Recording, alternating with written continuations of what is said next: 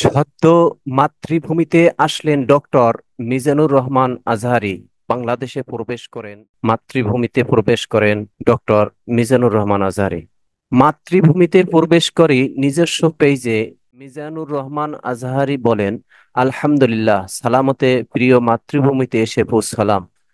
পরম করুণাময় এই প্রত্যাবর্তনকে বরকতময় করুন, দুয়ার নিবেদন। আজকেই দেশে আসলেন বিশ্ববরেণ্য তাফসীর কারক জনাব মিজানুর রহমান আজহারী। বাংলাদেশের মাটিতে পা রাখলেন বিশ্ববরেণ্য ওয়াইজ, বিশ্ববরেণ্য বক্তা, বিশ্ববরেণ্য আলেম ডক্টর মিজানুর রহমান আজহারী। কে এই মিজানুর রহমান আজহারী? জেনে নেই। মিজানুর রহমান আজহারী 26 জানুয়ারি 1990 সালে তার জন্ম। একজন বাংলাদেশি ইসলামী বক্তা, ধর্ম প্রচারক ও লেখক। তিনি ওয়াজ মাহফিলের মাধ্যমে বাংলাদেশে জনপ্রিয়তা অর্জন করেছেন। তিনি নিজেকে মধ্যমপন্থী ইসলামী আলোচক দাবি করেন এবং আলোচনা করে থাকেন। প্রাথমিক জীবন: মিজানুর রহমান আজহারীর পিতা একজন মাদ্রাসা শিক্ষক ও মাতা গৃহিণী। 1990 সালের 26 জানুয়ারি ঢাকা জেলার ডেমরা থানায় জন্মগ্রহণ করেন। তার পৈতৃক নিবাস কুমিল্লা জেলার মুরাদনগরের পরমতলা গ্রামে। তিনি ছোটবেলা থেকে মাদ্রাসায় পড়াশোনা করেন। পরে তিনি আল আজহার বিশ্ববিদ্যালয়ে বৃত্তি পান। মিশরের আল আজহার বিশ্ববিদ্যালয়ে পড়াশোনার কারণে তার নামের সাথে আজহারি উপাধি যুক্ত হয়েছে। মিজানুর রহমান 2014 সালের 29 জানুয়ারি বৈবাহিক সম্পর্কে আবদ্ধ হন। তার দুটি কন্যা সন্তান রয়েছে।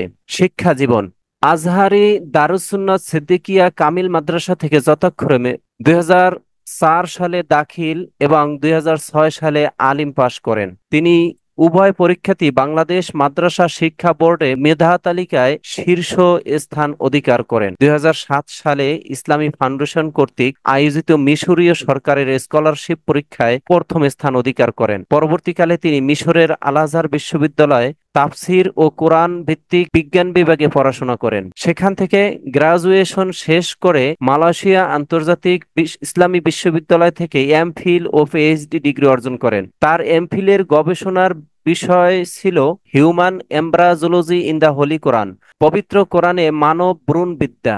তারপর একই বিশ্ববিদ্যালয়ে পিএইচডি প্রার্থী হিসাবে মনোনীত হন। তিনি human behavioural characteristics in the holy Quran and analytical study, পবিত্র কোরআন ও বিশ্লেষণী গবেষণার মানব আচরণগত বৈশিষ্ট্য এর উপর 2021 সালের ডিসেম্বরের শেষের দিকে ভাইবার মাধ্যমে সফলভাবে পিএইচডি গবেষণা সম্পন্ন করেন। কর্মজীবন: মিজানুর রহমান আজহারী 2010 সালে ইসলামী গজল ও কিরাত দিয়ে তার কর্মজীবনের সূচনা করেন।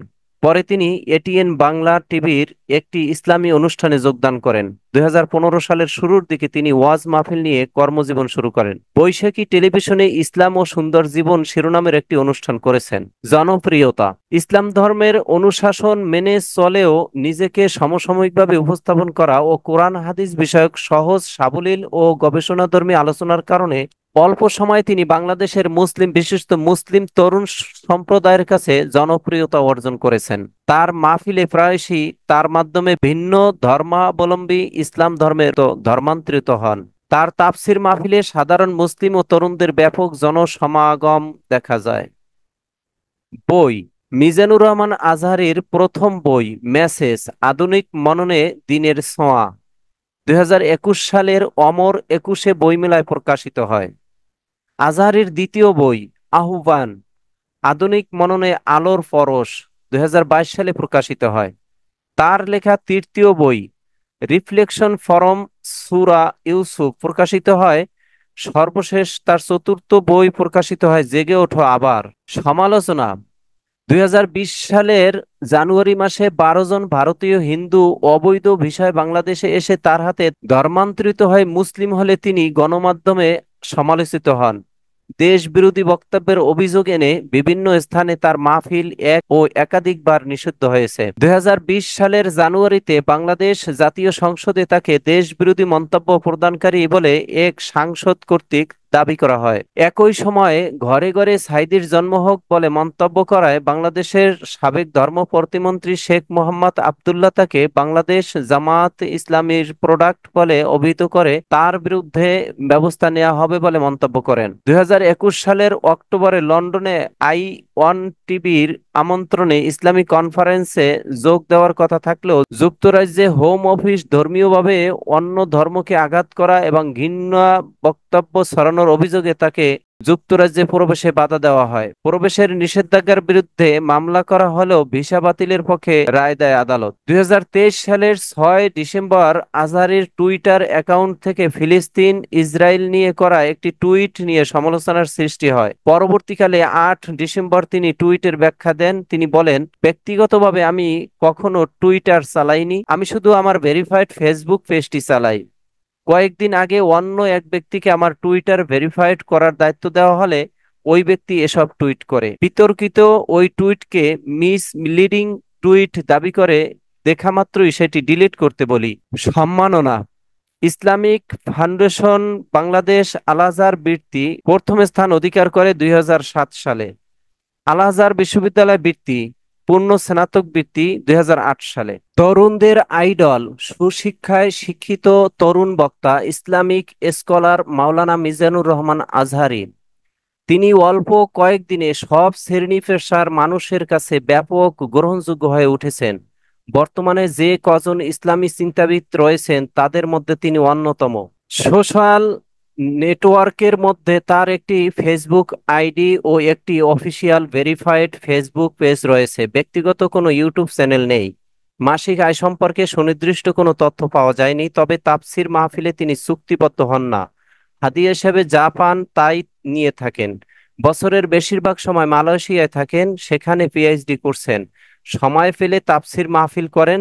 এছাড়া বৈশাখী টেলিভিশনে ইসলাম ও সুন্দর জীবন শিরোনামের একটি অনুষ্ঠান করেছেন। খুব অল্প সময়ে সুললিত কণ্ঠে কোরআন হাদিসের সহজ সাবলীল আলোচনা করে অসংখ্য মানুষের মন জায়গা করে নিয়েছেন। তার গবেষণাধর্মী আলোচনার কারণে তিনি জনপ্রিয় হয়ে উঠেছেন। তিনি বাংলা, আরবি, ইংরেজি ভাষায় খুবই দক্ষ, যে কারণে বিভিন্ন দেশের মানুষ তার আলোচনা বুঝতে পারে। তিনি বিশ্বের বিভিন্ন দেশ ভ্রমণ করেছেন এবং বিভিন্ন সভা সেমিনারে অংশগ্রহণ করেছেন।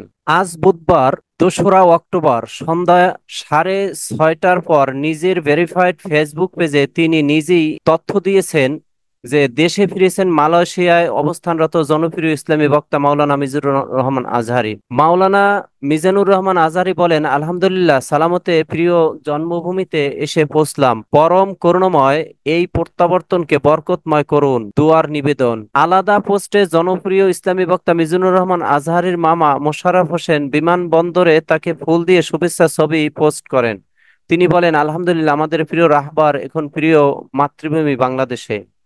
এর আগে 6 আগস্ট শিগগিরই দেশে ফিরছেন বলে জানিয়েছিলেন মাওলানা মিজানুর রহমান আজহারী। নিজের ভেরিফাইড ফেসবুক পেজে ওই ভিডিও বার্তায় তিনি বলেন, অনেকে আমাকে মেসেজ করে এবং ব্যক্তিগতভাবে ফোন করে জানতে চেয়েছেন আমি কবে দেশে ফিরব। আমি তাদের বলতে চাই আমি দ্রুতই দেশে ফিরব। আপনাদের সঙ্গে দেখা করার অপেক্ষাতে রয়েছি আমি নিজেও। শিগগির সাম্য, মানবিকতার মুক্ত স্বাধীন বাংলাদেশে আমি আপনাদের সঙ্গে সাক্ষাৎ করতে চাই।